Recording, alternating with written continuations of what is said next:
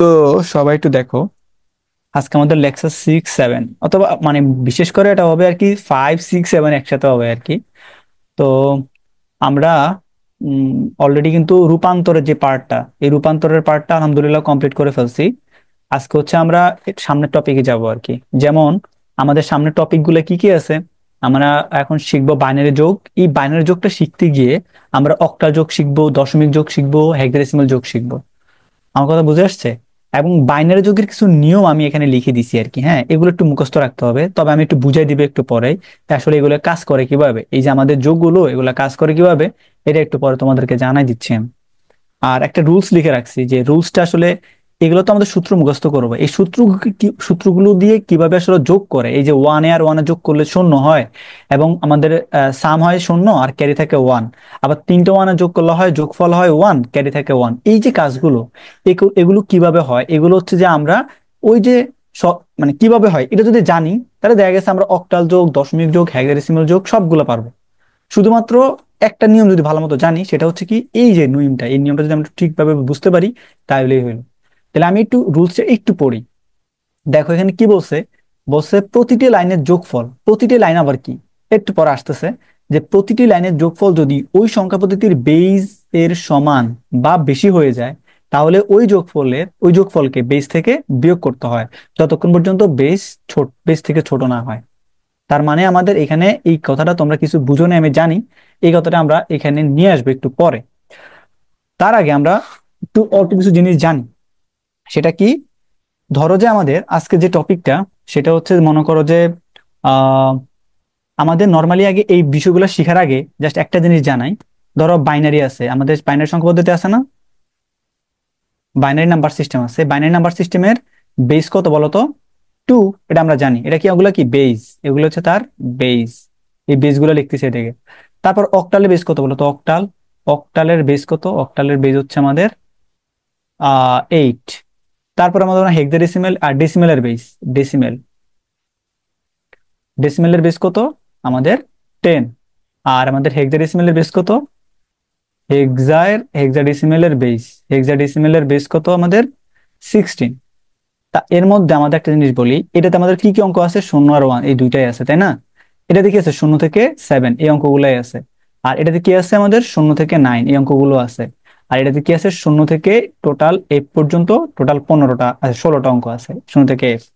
এগুলো আমরা জানি। এখন কথা হচ্ছে, ধরো যে আমরা যদি আহ আগে প্রথমত যেটা নিয়ে কথা বলবো, সেটা হচ্ছে আমাদের এই যে ডেসিমেল নিয়ে একটু কথা বলি, ডেসিমেল। হ্যাঁ, ঠিক আছে, অল্প একটু রিপিট করি আমরা। যেহেতু আমাদের এখন তো অলরেডি আমাদের প্রায় 5 থেকে 6টা, 6 নাম্বার বা 7 নাম্বার ক্লাস চলতেছে, সেহেতু আমরা তো আর সবকিছু রিপিট করা সম্ভব না। জাস্ট আজকের ক্লাসের জন্য, একজন নিউ স্টুডেন্টের জন্য যতটুকু রিপিট করা প্রয়োজন ততটুকু রিপিট করতেছি। আমাদের এই যে চ্যাপ্টার আমরা 3.1টা যে করাচ্ছি, সেখানে আমাদের টোটাল কি আছে? আমাদের সংখ্যা পদ্ধতি কয়টা আছে টোটাল? পজিশনাল সংখ্যা পদ্ধতির নাম্বার সিস্টেমের উপরে, পজিশনাল নাম্বার সিস্টেমের উপর ভিত্তি করে আমাদের সংখ্যা পদ্ধতি টোটাল 4 প্রকার। তার মধ্যে বাইনারি, অক্টাল, ডেসিমেল, হেক্সাডেসিমেল আছে। এই প্রতিটার মধ্যে base, binary base 2, octal base 8, ডেসিমেলের বেস 10 এবং হেক্সাডেসিমেলের বেস 16। তো বেস বলতে বোঝানো হয় যে, দেখো আমাদের এখানে বাইনারিতে কতগুলো অঙ্ক আছে? শূন্য শূন্য আর ওয়ান, এই দুইটা অঙ্ক আছে, এই জন্য তার বেস 2। অক্টালে 0 থেকে 7, টোটাল আমাদের 8টা অঙ্ক আছে, এই জন্য তার বেস কত? 8। ডেসিমেলে 0 থেকে 9, এই আমাদের টোটাল 10টা অঙ্ক আছে, এই জন্য তার বেস কত? 10। আর হচ্ছে হেক্সাডেসিমেলে 0 থেকে F, এটা আমার টোটাল কয়টা? 0 থেকে 9, 0 থেকে 9 এরপরে কত হয়? আমাদের A B C D, তারপর E এবং F। এই টোটাল 1 2 3 4 5 6, আর এদিকে 10টা, টোটাল কয়টা হয় আমাদের? 16টা। এই জন্য হেক্সাডেসিমেলের বেস কত হবে? 16। এখন তাহলে আমি একটা জিনিস বুঝাই, আমরা যেহেতু এখন করবোটা কি, আমরা করব যোগ, বাইনারি যোগ করব। তো বাইনারি যোগের আগে তোমাদেরকে একটা জিনিস শেখাই দিই। সেটা হচ্ছে, দেখো আমাদের একটা ডেসিমেলের সংখ্যা লিখি, আমরা একটা ডেসিমেল সংখ্যা লিখি। ধরো যে ডেসিমেল সংখ্যা লিখতে গেলে কি করতে হবে বলতো? আমাদের অবশ্যই এই 0 থেকে 9 এগুলো ব্যবহার করেই লিখতে হবে। ধরো আমি 5 to 9, আর হচ্ছে ধরো যে সিক্স এ না, সিক্স না, এটা লিখি হচ্ছে যে 2 2 8 8, আর হচ্ছে মনে করো যে আছে 6 দিলাম। এখন ধরো নর্মালি যোগ করি, এটাকে আমরা নর্মাল যোগ করি, আমরা নর্মাল এতদিন পর্যন্ত যে যোগটা শিখে আসছি সেই যোগটা করি। 9 আর 6 কত হবে? 15 না? 15 কত হবে? 5, হাতে থাকবে কত? 1। আবার দেখো 8 আর 2 10, 10 আর 1 কত হয় 11। আচ্ছা আমি একবারে ক্লিয়ার বোঝানোর জন্য আমি একটা কাজ করি, আমি এখানে 7 না 8 না দিয়ে 7 দেই, তাহলে আমাদের জন্য বুঝতে সুবিধা হবে আর কি। আচ্ছা তো কত হইলো আমাদের এখানে, 7 আর 2 কত 9, 9 হাতের 1 আছে কত 1, কত হবে 10, 10 এর শূন্য হাতে থাকবে কত 1। সে একটা পরবর্তী লাইনে যাবে, তাহলে কত হবে 5 আর 2 7, 7 আর 1 কত আবার আবার 8। তাহলে এটা হচ্ছে আমাদের নর্মাল ডেসিমেল যোগ। এতদিন পর্যন্ত আমরা যেই যোগ যোগ শিখে আসছি সেই যোগের যোগ হচ্ছে এটা। ঠিক আছে, এখন দেখো আমাদের যে বিষয়টা আমরা এখন শিখবো সেটা তোমাদেরকে শেখাই, নিয়মটা কি। এই নিয়মটা যদি আমি একটু আবার বলি, বলছি কি আমি প্রতিটি লাইনের যোগফল, আমি দেখো আমি এটাকে একটু নিয়ে আসি এখান থেকে, হ্যাঁ আমরা এটাকে একটু নিয়ে আসি এখান থেকে, তাহলে তোমাদের জন্য এটা বুঝতে আমার জন্য সোজা হবে। ধর আমি এটাকে এই সাইডে রাখি, কোথাও এক জায়গায় আচ্ছা মিমের আজকে মনে নেটে প্রবলেম করতেছে এই কারণে। আচ্ছা দেখো তো এখানে বলছি প্রতিটি লাইন এর যোগফল, প্রতিটি লাইনের যোগফল মানে এই যে লাইনটা আছে এটা তার এইটা লাইন, এটা প্রতিটা লাইন, এটা প্রতিটা লাইন, এটা প্রতিটা লাইন। তো প্রতিটা লাইন আমি এখানে যোগটা আবার লিখি এখানে 5 2 9। এখন আমাদের নিয়ম অনুযায়ী এই নিয়মটা যদি ভালো মতো বুঝতে পারো সবগুলো একবারে ক্লিয়ার হয়ে যাবে। 5 2 9, এরপর কি আছে 2 7 এবং কত আমাদের 6। এখন দেখো আমি এটা আমাদের এই আইসিটি নিয়ম অনুযায়ী যোগ করাবো তোমাদেরকে। তো প্রতিটি লাইনের যোগফল দেখো, প্রতিটি লাইন এটা যোগফল কত হয় বলো তো, এটা নর্মালি যোগ আসে আমাদের কত এখানে, নর্মালি কত আসে এই 9 আর 6 যোগ করলে কত 15 না। এখন বলছি যে প্রতিটি লাইনের যোগফল যদি ওই সংখ্যা পদ্ধতির বেস, এটা বেস কত বলতো আমাদের এই সংখ্যা পদ্ধতির বেস কত 10।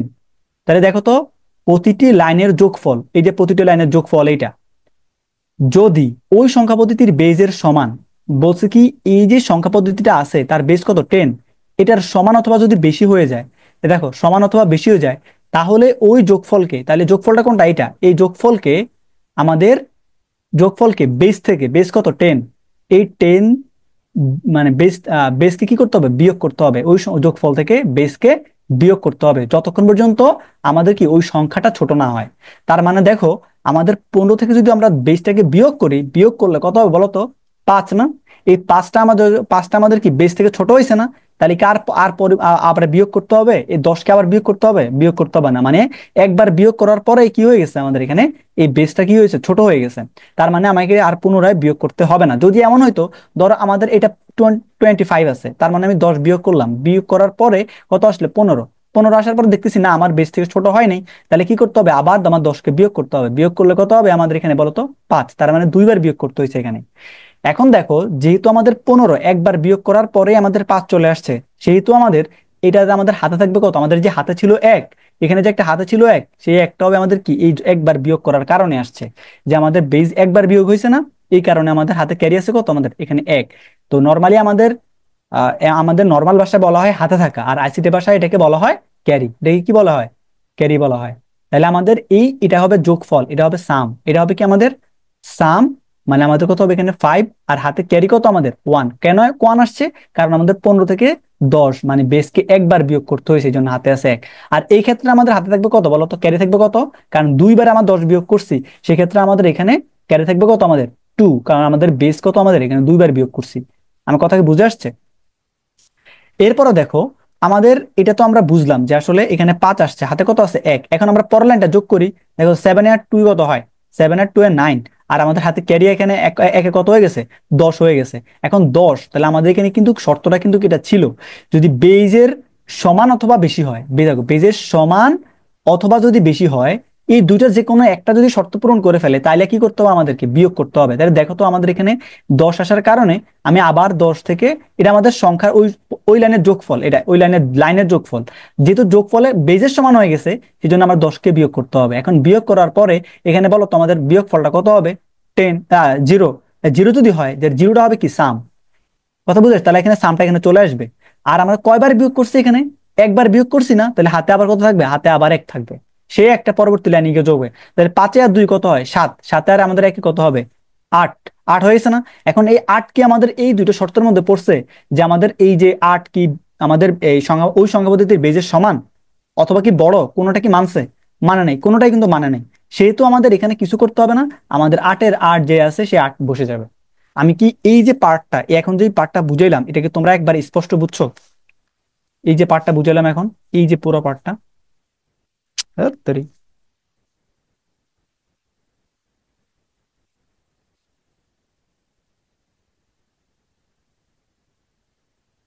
আহ বুঝলাম।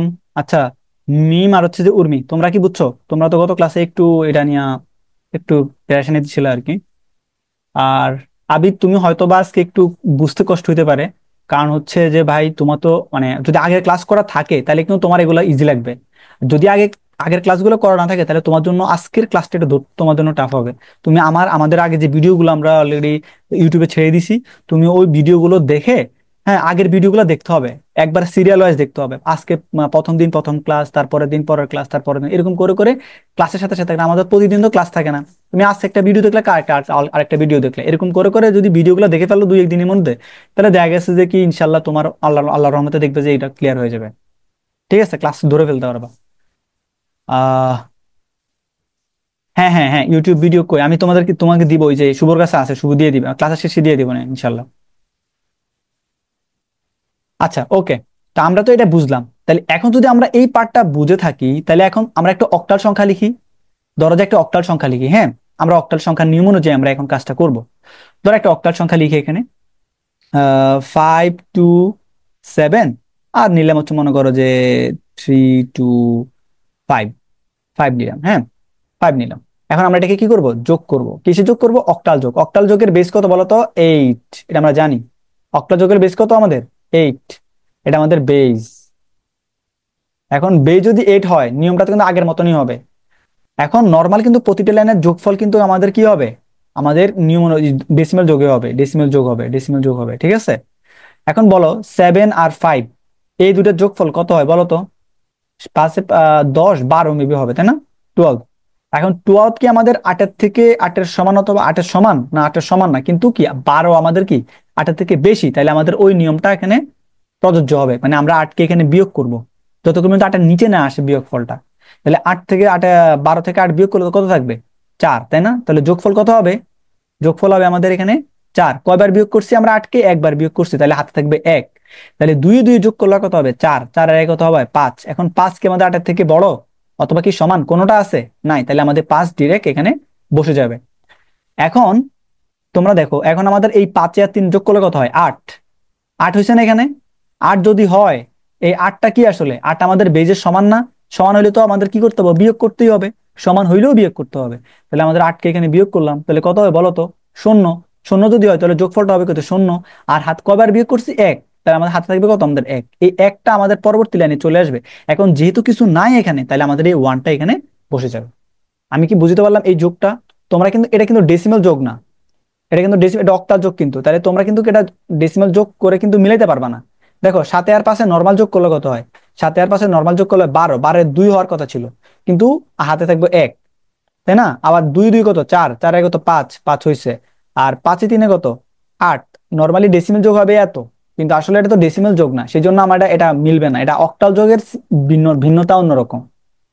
অক্টাল যোগের ভিন্নতা কিন্তু অন্যরকম। তো তোমরা এই জন্যই তোমাদেরকে আমি ডেসিমেল জায়গায় বোঝানোর চেষ্টা করছি যে ডেসিমেলে, দেখো ডেসিমেল নর্মাল যোগ করলে যেরকম হয়, আর আমাদের নিয়ম দিয়ে যোগ করলে কিন্তু সেম আসবে। আর অক্টাল যোগের ক্ষেত্রে কিন্তু আমাদের এই বিষয়টা কিন্তু অন্যরকম, কারণ অক্টাল যোগের যোগফলটা কিন্তু ডেসিমেল যোগের মতন হবে না। সেই জন্য আমাদের এই মানটা কিন্তু তোমরা ধরতেও পারবে না যে এই যোগটা কিভাবে করে। এই জন্য নিয়মটা আগে ওইটা দিয়ে শিখাইলাম, এখানে প্রয়োগ করলাম, ওটা দিয়ে তোমাদেরকে মানে সিউরিটি দিলাম, কারণ আমাদের ডেসিমেল যোগ আমরা আগে থেকে পারি। সেই জন্য এটা আর এটা মিলে গেছে। হ্যাঁ, ডেসিমেল যোগটা আমরা পারি, এই জন্য এই নিয়ম অনুযায়ী দেখানোর পরে মিলে গেছে। আর এটাতে আমাদের ডেসিমেল যোগ না, তো এই জন্য আমাদের যোগ করলে কিন্তু ডেসিমেলের সাথে মিলবে না। এটা অক্টাল যোগের যোগফলটা কি হবে? একটু ব্যতিক্রম হবে। ওকে, তাহলে আমাদের এটা কিন্তু গেল, অক্টাল যোগ গেল। এখন আমরা একটু আসি, আমরা বাইনারি যোগে আসি। বাইনারি যোগে ধরো যে একটা বাইনারি যোগ যদি দেখাই, এটা গেল অক্টাল, তাই না? এখন ধরো যে আমাদের 1 1 0 1 এ দিলাম, তারপরে হচ্ছে যে 1 0 1 1 দিলাম এটা, হ্যাঁ। এখন তোমরা আমাকে বলো এটার বেস কত বলো তো? এটার বেস কত আমাদের? 2, কারণ বাইনারি বেস কত হয়? 2 হয়। তো 2 যদি হয়, তাহলে আমাদের প্রতিটা লাইনের যোগফল যদি কি হয়? প্রতিটা লাইনের যোগফল যদি আমাদের কিসের সমান হয়? ওই বেজের সমান অথবা যদি বেশি হয়, তাহলে অবশ্যই কি করতে হবে? আমাদের ওই নিয়ম অনুযায়ী আমাদের বিয়োগ করতে হবে, তাই না? এখন দেখো, আমাদের এই লাইনের যোগফলটা কত হবে বলো তো? 2 না?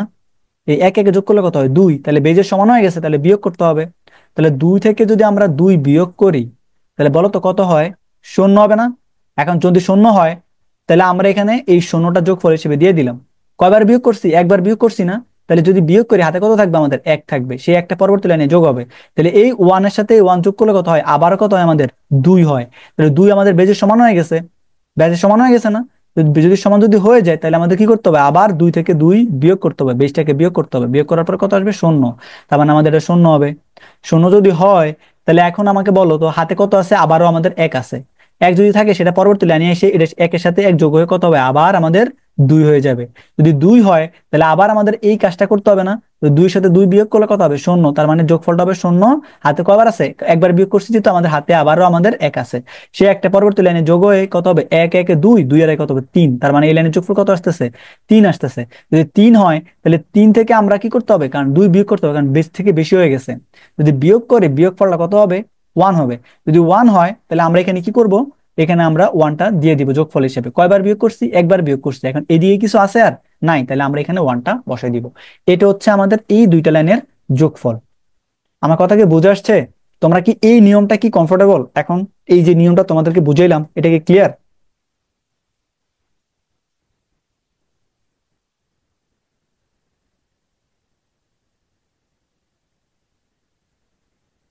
তুমি আজকে দিয়ে আমার নেটে তোমার প্রবলেম ছিল একটু, হ্যাঁ, এই কারণে তোমার একটু প্রবলেম হয়েছে। আচ্ছা, আমি আজকে কিন্তু ভালো মতো বোঝানোর চেষ্টা করছি। তুমি ভিডিও যদি আরেকবার দেখো এটা ক্লিয়ার হয়ে যাবে ইনশাল্লাহ। আর যদি না হয় তুমি কালকে বা নেক্সট ক্লাস সাপোর্ট সেশনে আসবা। সাপোর্ট সেশনে এসে একবার ভালো মতো বুঝে নিবা, ঠিক আছে?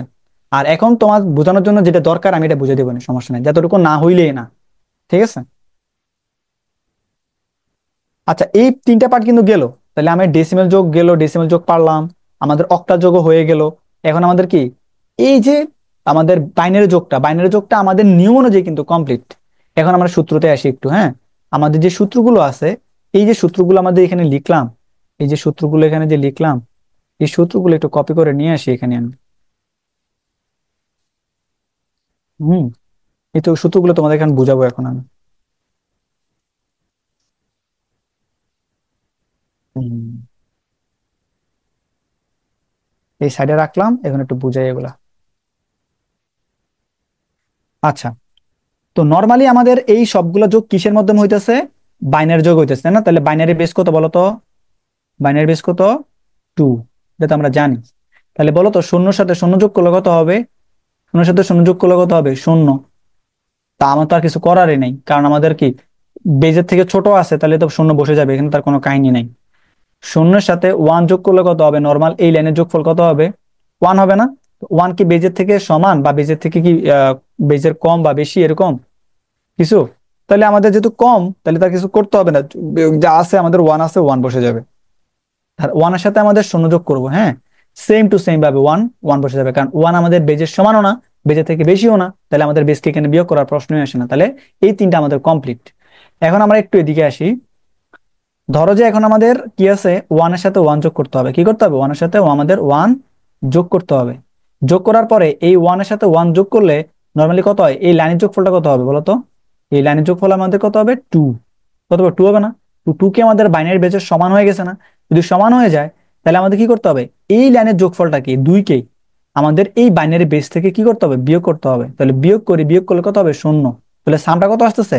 এই সামটা আসতেছে আমাদের শূন্য। এই শূন্য আসলো। আর কয়বার বিয়োগ করছি এখানে আমি? একবার বিয়োগ করছি না? তাহলে হাতে কত আছে আমাদের? এক।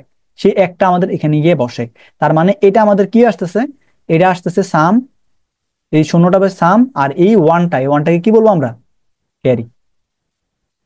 ঠিক আছে। সেই জন্য এই ওয়ানে আর ওয়ানে যোগ করলে যোগফল হয় সাম। যোগফল জিরো হয় সাম, আর ওয়ান থাকে কি আমাদের? ক্যারি। আমি কি বুঝতে পারলাম এই ওয়ান আর হচ্ছে যে জিরো এর পার্থক্যটা কি? এই একে আর একে যোগ করলে হয় যোগফল হয় শূন্য বাইনারিতে, আর হাতে থাকে কত? ওয়ান। সেই জন্য ওয়ানে যোগ করলে কত হয়? টেন হয়। ঠিক আছে। নর্মালি কত হয়? টেন। আর চেনের মধ্যে জিরোটা হয় সাম, আর ওয়ানটা থাকে আমাদের ক্যারি আর কি। আর এখন আমাদের যদি তিনটা ওয়ান যোগ করি, তাহলে আমি এখন পরের পার্টটাতে আসি। এখন যদি তিন ওয়ানে যোগ করি, ধরো আমার কত আছে এখন? ওয়ান, ওয়ান এবং ওয়ান, এই তিনটা আমি যোগ করি। দেখো নর্মালি এই পুরো তিনটাকে যোগ করলে বলতো আমাদের পুরো যোগফল কত হয়? তিন হয় না? তো তিন কি আমাদের এই বেজের থেকে বেশি না? দেখো বেজ কত আমাদের? বেজ আমাদের টু না? এই যে বেজটা কত? টু। টু তিন থেকে কি তিন, তিন আমাদের বেজ থেকে বেশি। সেহেতু আমরা কি করব? তিনকে তিন থেকে বেসটাকে বিয়োগ করব, বিয়োগ করলে কত হয়, ওয়ান হয়ে যায়। ওয়ান আমাদের বেজের থেকে আবার ছোট, তাহলে আর কিছু করতে হবে না, তাহলে যোগফলটা কত হবে আমাদের ওয়ান। এখন আমরা এই দুইকে কয়বার বিয়োগ করছি, একবার বিয়োগ করছি, সেহেতু আমাদের এই হাতে কেটে এক কেটে থাকবে কত আমাদের এক, সে একটা আমাদের এখানে চলে আসবে। তাহলে এটা হচ্ছে সাম, এটা কি আমাদের ক্যারি। তাহলে এটা যদি ক্যারি হয়, ক্যারি হয়, হ্যাঁ, তাহলে এটা কি হবে বলতো, এটা হবে আমাদের সাম, আর এটা কি হবে আমাদের ক্যারি। তাহলে এই যে দেখো আমাদের এই ওয়ানটা যে সাম হয়েছে আর ওয়ানটা যে ক্যারি হয়েছে, তোমরা কি এই দুইটা পার্ট কি একবারে clear?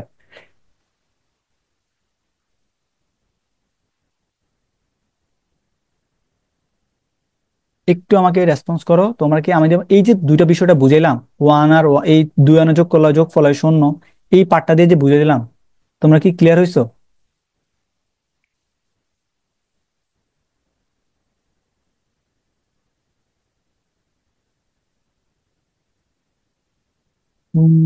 Clear clear, Urmi clear, Shubho, Shubho তুমি এটা জানতা আগে এই সিস্টেমটা?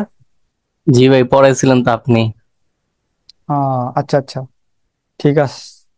আবিদদেরকে এখন কোশ্চেন করবো না, কারণ আবিদকে কোশ্চেন করলে এখন লাভ নাই, আমি জানি।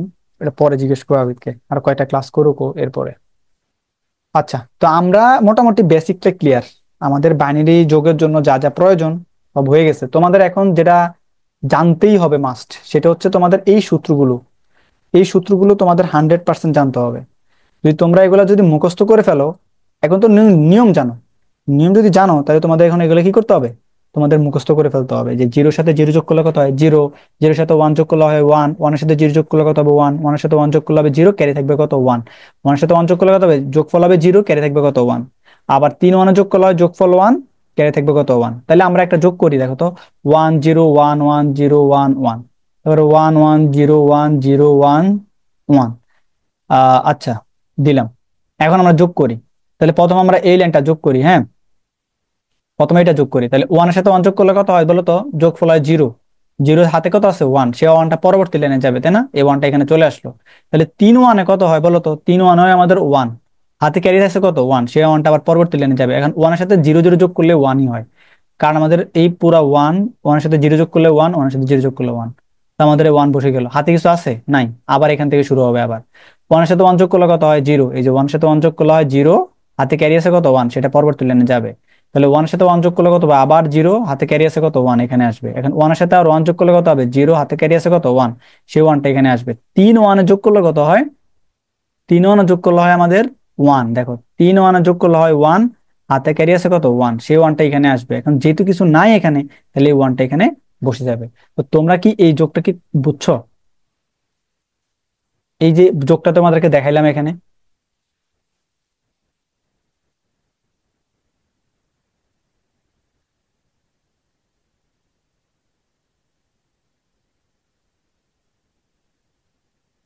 একটু আর্লি রেসপন্স করো। ওকে, ঠিক আছে, তা আমরা যোগটা বুঝে গেলাম। আর একটা যোগ করি একবার ক্লিয়ার হওয়ার জন্য। আর একটা যোগ হচ্ছে এটা, যে মনে করো যে আমাদের one one zero one zero one zero one one zero one, হ্যাঁ, তারপরে মনে করো যে আরো দিলাম one one one zero one one zero one one zero one, তারপরে মনে করো যে আরেকটা দিলাম এখানে। আচ্ছা, আরেকটা দেওয়ার দরকার নেই, বুঝে টাইম ওয়েস্ট হবে, এটাই যোগ করি, হ্যাঁ। তো যোগ করলে আমাদের নর্মালি কি হবে, এই লাইন যোগ করব, ওয়ান এর যোগ করলে কত হয় শূন্য, তাহলে শূন্য দিয়ে ফেললাম। এই যে ওয়ান এর যোগ করলে যোগ ফল হয় শূন্য, এই দুই ওয়ান যেহেতু, ক্যারিতে আবার কত আছে ওয়ান, তাহলে ওয়ানটা পরবর্তী লাইনে আসলো। আসার পরে এই ওয়ানের সাথে শূন্য শূন্য যোগ করলে কত হবে ওয়ানই হবে, কারণ শূন্যের এখানে ভ্যালু নাই, ওয়ান ওয়ানের কাহিনী এখানে, শুধু ওয়ানের কাহিনী, হ্যাঁ, এখানে অন্য কোনো কাহিনী নাই। তারপরে দেখো তো, এই ওয়ানের সাথে শূন্য শূন্য যোগ করলে কত হয় ওয়ান, হাতে কিন্তু ক্যারি নেই এখানে কিন্তু আর। তারপরে কত হবে আবার ওয়ান ওয়ান যোগ, ওয়ান ওয়ান যোগ করলে কত হবে শূন্য, হাতে ক্যারি আছে কত আমাদের ওয়ান, সেই ওয়ানটা পরবর্তী লাইনে আবার এখানে আসবে। তাহলে তিন ওয়ানে কত হয় ওয়ান, হাতে ক্যারি আছে কত ওয়ান, এখানে আসলো, ওয়ানের শূন্য শূন্য যোগ করলে কত হবে ওয়ান। তোমরা যখন কয়েকটা বাইনারি যোগ করে ফেলবা, তখন দেখবে যে এগুলো একবার কমফোর্টেবল, এগুলা তোমাদের ভুলই হইতেছে না, একবারও ভুল হইতেছে না আমাদের। এখন দেখো, এখন আমাদের এই ওয়ান এর সাথে শূন্য শূন্য যোগ করলে কত হচ্ছে আমাদের ওয়ানই হয়ে গেছে, আর ক্যারি নাই, তাহলে আবার ওয়ান এর কত হবে শূন্য, হাতে ক্যারি আছে কত ওয়ান, এই ওয়ান আসলো এখানে, ওয়ানের সাথে ওয়ান যোগ করলে কত হবে শূন্য, হাতে ক্যারি আছে কত ওয়ান, এখানে আসলো ওয়ান, আবার ওয়ানের সাথে ওয়ান যোগ করলে কত হবে শূন্য, হাতে ক্যারি আছে কত ওয়ান, এখানে আসলো, ওয়ানের সাথে ওয়ান যোগ করলে কত হবে শূন্য, হাতে ক্যারি আছে কত ওয়ান, এখানে আসলো, 3 ওয়ানে কত হবে? ওয়ান, হাতে ক্যারি আছে কত? ওয়ান। এখানে আসলো 3 ওয়ানে ওয়ান, হাতে ক্যারি আছে কত? ওয়ান, এখানে আসবে। এখন যেহেতু এখানে কিছু নাই, তাহলে এই ওয়ানটা এখানে বসে যাবে। এটা হচ্ছে আমাদের এই পুরাটা যোগফল। তোমাদের যখন কাজ শেষ হয়ে যাবে, তোমরা ইনিশিয়ালি তোমাদের পেন্সিল দিয়ে এগুলাকে লিখবা, এই উপরে যে এগুলো আছে এগুলো লিখে ফেলবা। যখন দেখবে যে তোমার কয়েকটা প্র্যাকটিস এক্সপার্ট হয়ে যাবে, তখন দেখবে যে তোমাদের এমনিতে মুখে মুখে হয়ে যাবে, তোমাদের আর পুনরায় এখানে লেখার দরকার নাই। এই জন্য তোমরা ইনিশিয়ালি এগুলো কি করবা, এই লিখে তারপর পেন্সিল দিয়ে এগুলা মুছে দিবে, নাহলে কিন্তু হবে না যদি যোগ আসে পরীক্ষায় আর কি কখনো। তো এগুলা দিলে আবার দেখতে আবার অন্যরকম হবে আর কি, দেখা দেওয়া ঠিক না। ঠিক আছে, তো তোমরা আশা করি বাইনারি যোগটা যে বিষয়টা আছে, এই বাইনারি যোগটা ইনশাল্লাহ ক্লিয়ার। ঠিক আছে, এতটুকু ক্লিয়ার। ও, আমাদের মিট লিঙ্ক কিন্তু শেষ হয়ে যাবে, এরপরে কিন্তু আমরা ওই যে ইয়াতে যাবো আর কি, এই মিট লিঙ্কে যাবো, গুগল মিটে যাবো আর কি ইনশাল্লাহ। ওকে, আচ্ছা। তো মোটামুটি বাইনারি যোগটা কমপ্লিট, তাহলে বাইনারি যোগের পরে কি আছে? বাইনারি যোগটা পারি, অক্টাল যোগও পারবো এখন, কারণ অক্টালের যোগের নিয়মটা অলরেডি দেখাচ্ছি তোমাদেরকে। দশমিক যোগও পারবা, হেক্সাডেসিমাল যোগও তোমরা ইনশাল্লাহ পারবা। আমি কিছু এখানে ম্যাথ দিয়ে দিব, ওই ম্যাথ গুলা তোমরা বাসায় প্র্যাকটিস করবা। আমি বেশ কিছু অঙ্ক এখানে লিখে দিব, তোমরা এখানে বাসায় প্র্যাকটিস করে ফেলবা। এই রুলসটা আশা করি তোমরা বুঝতে পারছো। তো আশা করি এখানে সমস্যা হবে না। এখন আমরা কোথায় আসবো? এখন হচ্ছে আমরা চিহ্নযুক্ত সংখ্যা এবং এর প্রকারভেদ। চিহ্নযুক্ত সংখ্যা ও এর প্রকারভেদ আসলে কি, চিহ্নযুক্ত সংখ্যাটা আসলে কি। এখন আমরা নতুন টপিকে চলে আসছি, কি চিহ্নযুক্ত সংখ্যা ও এর প্রকারভেদ। চলে আসি এদিকে, এটাকে কপি করে নিয়ে আসি। আমরা একটু সুন্দর জায়গায় যাই, এখানে চলে আসি, এটাকে এখানে নিয়ে আসি, সুন্দর করে বড় করে লিখি। হ্যাঁ, তো আমরা এখানে এটা বুঝতে পারলাম যে চিহ্নযুক্ত সংখ্যা ও এর প্রকার। চিহ্নযুক্ত সংখ্যাটা আসলে কি। আচ্ছা, চিহ্নযুক্ত সংখ্যা হচ্ছে এরকম একটা জিনিস, তোমরা একটু মনোযোগ দিতে হবে। হ্যাঁ, এখানে কিন্তু একটু ফুল মনোযোগ রাখতে হবে। এটা আমি একটু হালকা একটু ইতিহাস বলবো, এরপরে আমরা সামনের দিকে আগাবো আর কি। তো এখন যদি বলতে যাই চিহ্নযুক্ত সংখ্যার ইতিহাসটা, সেটা হচ্ছে সর্বপ্রথম নর্মালি আমাদের এই যে যোগ এবং বিয়োগকে আমরা যে মনে করো একটা সংখ্যা ধনাত্মক আর একটা সংখ্যা ঋণাত্মক, ধরো আমি একটা সংখ্যা লিখলাম এখানে 5। এখন বলো তো এই সংখ্যাটা ধনাত্মক নাকি ঋণাত্মক? ধনাত্মক, কারণ আমরা যদি চিহ্ন না দেই তাহলে এটার আগে কি হয়? আমরা অটোমেটিকলি প্লাস ধরে নেই, ধনাত্মক সংখ্যা। আরেকটা সংখ্যা লিখে এখানে ধরো যে -5, তার মানে এটি সংখ্যা কি? ঋণাত্মক সংখ্যা। কম্পিউটার কিন্তু আবার এটা বুঝে না যে এই সংখ্যাটা ধনাত্মক নাকি এই সংখ্যা ঋণাত্মক। কম্পিউটার কিন্তু প্লাস আর মাইনাস কি বুঝে না, কম্পিউটার কি বুঝে? শূন্য এবং ওয়ান বুঝে। এখন কম্পিউটারকে আমাদেরকে বোঝানোর জন্য, যে কম্পিউটার যেন সহজে কি করতে পারে, আমাদের কোন একটা সংখ্যা ধনাত্মক নাকি ঋণাত্মক এই সংখ্যাটা যেন বুঝতে পারে, সেই জন্য বিজ্ঞানীরা আমাদের কিছু নিয়ম নিয়ে আসছে। সেই নিয়মগুলো হচ্ছে কি, আমাদের কয়েকটা নিয়ম আসছে। তো আমরা এই নিয়মগুলো নিয়ে আলোচনা করব। চিহ্নযুক্ত সংখ্যাটা আসলে এইটাই, যে তুমি যদি কোনো একটা সংখ্যা কম্পিউটারকে বুঝাতে চাও যে কোনো একটা সংখ্যা ধনাত্মক নাকি ঋণাত্মক, সেই বিষয়টাকে তুমি কম্পিউটার কিভাবে বুঝতে পারো, সেটা হচ্ছে চিহ্নযুক্ত সংখ্যা। এটা কি বুঝতে পারছো তোমরা, যে চিহ্নযুক্ত সংখ্যার আসলে আসছে কেন? আমরা তো বুঝি যে প্লাস এবং মাইনাস, প্লাস দিলে ধনাত্মক হয়, এটা মাইনাস দিলে ঋণাত্মক হয়। কম্পিউটার তো বোঝে না, কম্পিউটারকে বোঝানোর জন্য যে টপিকটা আসছে সেটাই চিহ্নযুক্ত সংখ্যা। তা আমরা এখন যদি চিহ্নযুক্ত সংখ্যার বিষয় যদি বুঝতে পারি, আমি যদিও শর্ট করে তোমাদেরকে বুঝাই বললাম, তোমরা যদি বই পড়ো তাহলে তোমরা এই যে বিষয়টা আরো ক্লিয়ার হয়ে যাবা। এখন আমরা এই যে চিহ্নযুক্ত সংখ্যার যে পদ্ধতিগুলো আছে বা প্রকারভেদ গুলো আছে, সেই প্রকারভেদ গুলো নিয়ে যদি কথা বলি, সেটা হচ্ছে এক নম্বরে যদি আমরা বলি, এক নম্বর হচ্ছে আমাদের কি, প্রকৃত মান গঠন পদ্ধতি। প্রকৃত মান গঠন পদ্ধতি, এটা হচ্ছে এক নাম্বারটা। এটাকে ইংলিশে বলা হয় হচ্ছে আমাদের sign magnitude form. Sign magnitude, magnitude form. Maybe spelling আশা করি ঠিক আছে, তাও একটু দেখে নিও তোমরা। এনে এটা বানান ঠিক আছে কিনা, ম্যাগনিটিউড ঠিক আছে মেবি। আর এরপরে আমাদের আর পরবর্তীতে আরো দুইটা নিয়ম আসছে, সেই দুইটা নিয়ম কি কি তোমাদেরকে বলি। 2 নম্বর নিয়মটা হচ্ছে আমাদের একের পরিপূরক গঠন, একের পরিপূরণ গঠন পদ্ধতি, একের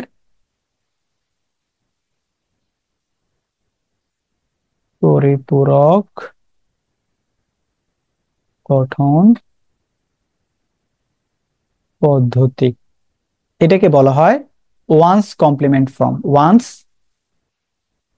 কমপ্লিমেন্ট ফর্ম।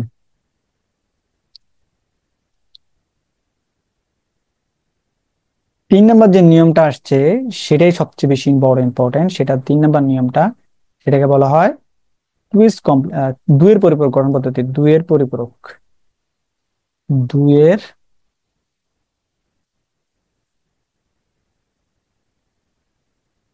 পরিপূরক গঠন পদ্ধতি, এটাকে ইংলিশে বলা হয় টুইস্ট কমপ্লিমেন্ট ফর্ম।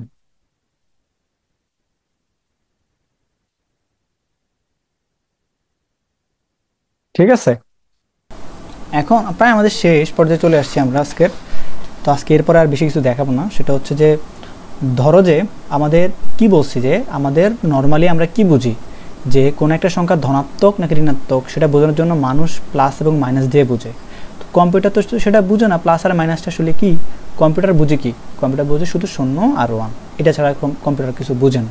তো সেই ক্ষেত্রে আমাদের কম্পিউটারকে বোঝানোর জন্য আমাদের যে টপিকটা আসছে সেটা কি আমাদের আসছে, এই যে চিহ্নযুক্ত সংখ্যাটা, এই টপিকটা আসছে।